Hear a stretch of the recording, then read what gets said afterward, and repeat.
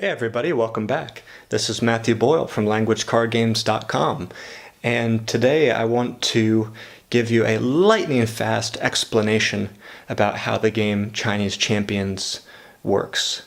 So for this game you can share cards between a group of players, 2 or more, or you can divide up the cards into separate decks to fight and to battle. It's up to you.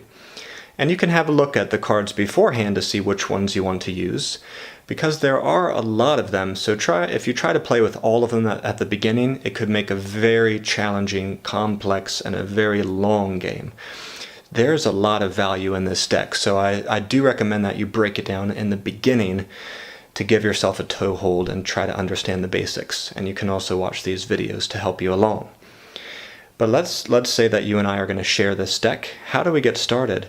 Well, the standard way to play this game is that I draw a card for you and I test you. I say, do you know how to say farmer in Chinese? And if you answer, 农夫, that would be correct, and you can take this card and use it against me. If you can't remember how to say it, then it would immediately be discarded, and you'll lose the opportunity, you'll lose the resources, and you'll have less cards to fight me with.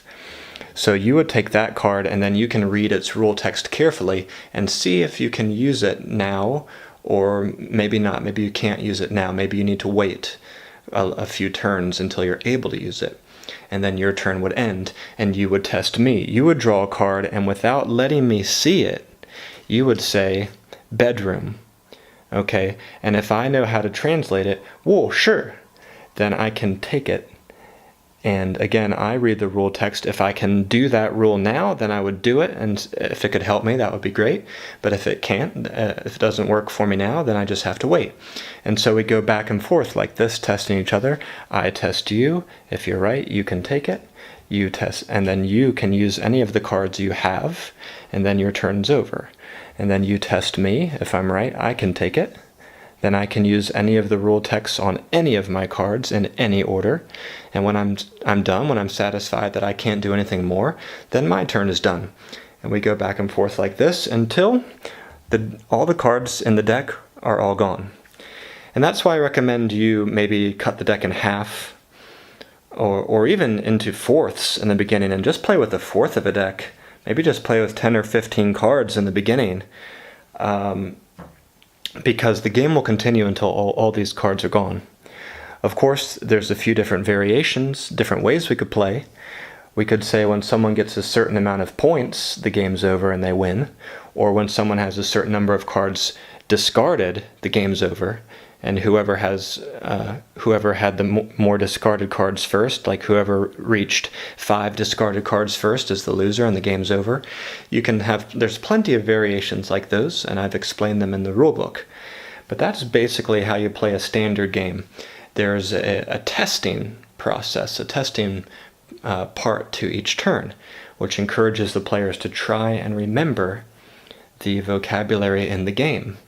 And it's very important because there will be chances, there will be opportunities in the game to get back cards and fight with them if you can remember their name. So if they come up once or twice and then they're discarded, there's still a chance they might come back in and you'll get tested on them again. So memory is really important for this game. But okay, that's just a lightning fast explanation of how the game goes, and I do have a rule book for it with all the nitty-gritty details. But you may be wondering at this point, is this game only restricted to the vocabulary written on the cards? And I can answer you now that no, that is not the case, and I'll tell you in the next video how the rules of this card can include vocabulary that you know beyond what's printed as the name of the card. But for now, thank you for watching. My name's Matthew Boyle, and this channel is called Language Card Games. If you enjoy what you see here, don't forget to like, subscribe, or leave a comment. It really helps encourage me along my way and helps more people to find my work here on YouTube. Okay, bye-bye for now.